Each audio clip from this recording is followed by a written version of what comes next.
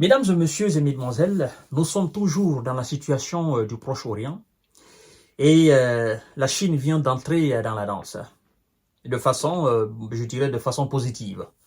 D'accord? La Chine étant un allié de l'Iran, donc étant un allié aussi de la Russie, voilà, tous ces pays étant des membres phares de l'organisation qu'on appelle les BRICS.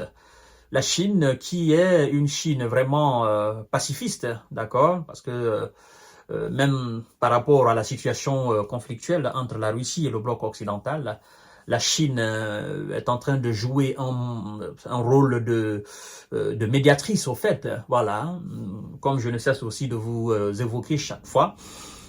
Monsieur Xi Jinping, n'est-ce pas, a délégué son ministre des Affaires étrangères plusieurs fois même de venir s'enquérir effectivement de la situation en Ukraine, mais aussi en Russie et même au niveau des pays européens, aux États-Unis aussi, pour essayer d'entamer une négociation. Mais elle a toujours été qualifiée comme étant partie prise. On l'accuse d'ailleurs de fournir des armes et des composants aussi d'armes à la Russie pour la continuité de l'opération spéciale militaire russe lancée en Ukraine. Et cette fois-ci, dans le Proche-Orient, dans le conflit effectivement qui est en train de se généraliser dans ce coin du monde, la Chine appelle la communauté internationale et les puissances très influentes, n'est-ce pas, à se lever, à se mobiliser, à faire en sorte que la situation ne se détériore davantage. Et effectivement à trouver un consensus pour que la paix revienne dans cette partie de notre planète Terre. Mesdames et messieurs, partagez la vidéo dans tous les groupes possibles. Pékin appelle les puissances mondiales à empêcher la situation de se détériorer davantage. Oui, la Chine appelle la communauté internationale, en particulier les grandes puissances influentes, à jouer un rôle, n'est-ce pas, constructif, et à empêcher la situation de se détériorer davantage, a déclaré un porte-parole du ministère des Affaires étrangères dans un communiqué. La Chine est profondément inquiète à propos de la tourmente au Moyen-Orient, selon la même source.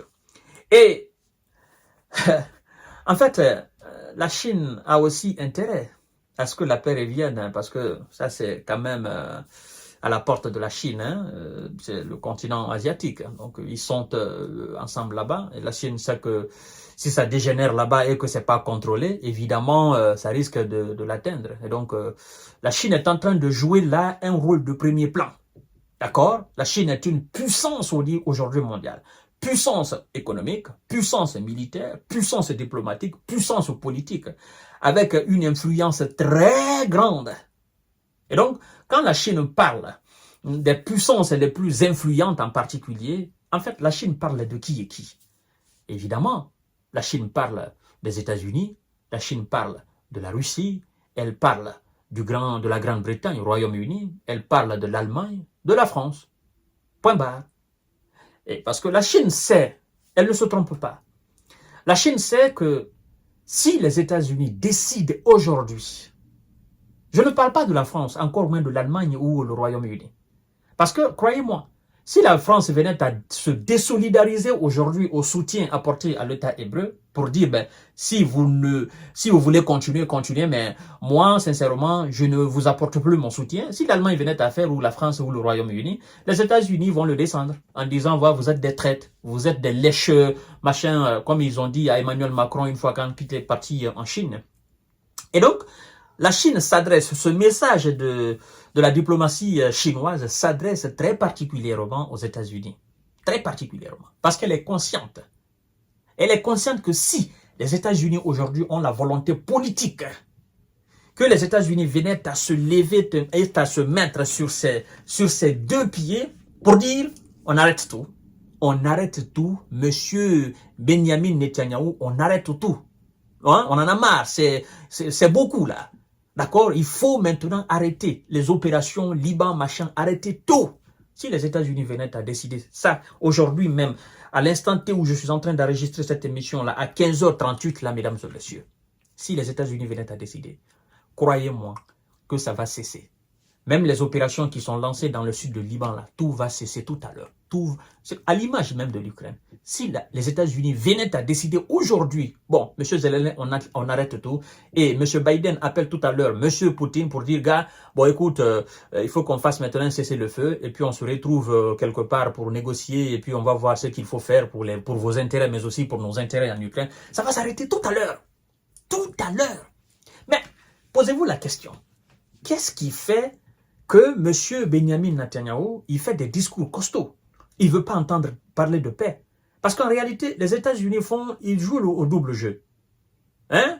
D'un côté, ils disent, bon, il faut maintenant un cessez-le-feu et il faut arrêter. De l'autre côté, ils disent, bon, nous soutenons, n'est-ce pas, l'Israël jusqu'au bout. Alors, quand vous dites, nous voulons la paix, il faut arrêter, mais nous soutenons, ben, c'est une position c'est une position qu'on ne comprend pas. Soit vous décidez d'arrêter, ou soit vous continuez à soutenir. Mais vous ne pouvez pas à la fois dire A et dire le contraire de A. Ça ne passe pas. Donc la Chine s'adresse très particulièrement aux États-Unis. Mais pour passer ce message, elle ne peut pas dire carrément « il faut que les États-Unis », ce serait très offensant. Donc c'est pourquoi elle dit « il faut que les puissances les plus influentes jouent un rôle constructif afin que, n'est-ce pas, ou pour empêcher que la situation ne se détériore davantage. » Non, c'est les États-Unis qui doivent jouer ce rôle. Monsieur Benjamin Netanyahu, quand il fait ces déclarations, hein, il ne pense qu'au soutien américain. Mais posez-vous la question, mesdames et messieurs. Sans la coalition de l'OTAN pour faire face aux nombreux missiles iraniens, bien que quelques-uns soient passés entre les mailles de filet, quelques-uns, n'est-ce pas, aient atteint leur cible, mais si tout ce qui a été envoyé, tous ces 200 qui ont été envoyés hier, si tous ces 200 venaient à toucher leur cible sur le sol israélien, et croyez-moi, l'Iran a des milliers de missiles de croisière. Milliers. Il se prépare conséquemment pour ça. Donc, si les États-Unis venaient à rester inertes face à ces actions-là, mais l'Israël, l'État hébreu ne va pas tenir. Donc, la solidité de l'État hébreu, c'est les États-Unis, repose sur les États-Unis. Ça, c'est une vérité. On ne va pas nier cela. Donc, c'est les États-Unis qui doivent jouer ce rôle de premier plan afin que la paix revienne dans ce pays et afin de contrôler cette situation pour ne pas que ça soit une situation vraiment généralisée. Comme eux-mêmes, ils le disent. Macron l'a dit, il ne peut pas y avoir de guerre au Liban, il ne faut pas que cette situation déborde, il faut maintenant un cessez-le-feu. Ben, c'est bien beau de le dire, mais qu'est-ce que vous faites concrètement? C'est ça. En fait, les actes doivent accompagner, doivent suivre les paroles. Mais si vous vous limitez seulement à des discours et que concrètement sur le terrain rien n'est fait, il n'y a pas de pression qui est mise sur M. Benjamin Netanyahu, mais rien ne sera fait. Et chaque jour qui passe, la situation va dégénérer davantage. Vous voyez? Donc, c'est bien dommage. Quand même, nous disons merci à la Chine, hein, parce que c'est très bien. Et je crois que dans l'ombre d'ailleurs, la Chine est en train de mener des opérations concrètes afin que la situation se calme. Parce que c'est quand même, c'est grave, hein, mesdames et messieurs, ce que nous sommes en train de vivre là. C'est très très grave. Liban déjà, c'est un pays déstabilisé.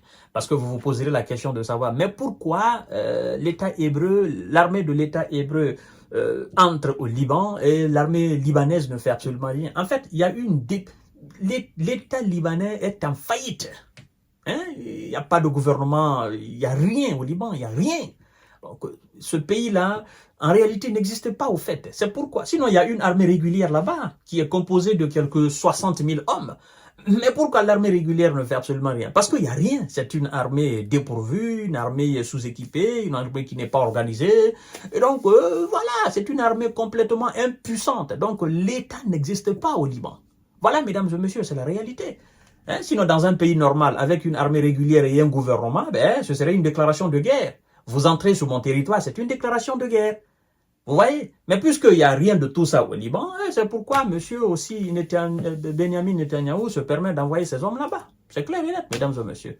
Et donc, ils font face au Hezbollah. Et puis, voilà, la situation est très, très compliquée, mesdames et messieurs. Voilà. À tout à l'heure, quand même, pour une autre série d'informations de décortiquage. Nous voulons la paix, rien que la paix, et toute la paix sur la planète Terre. Point barre.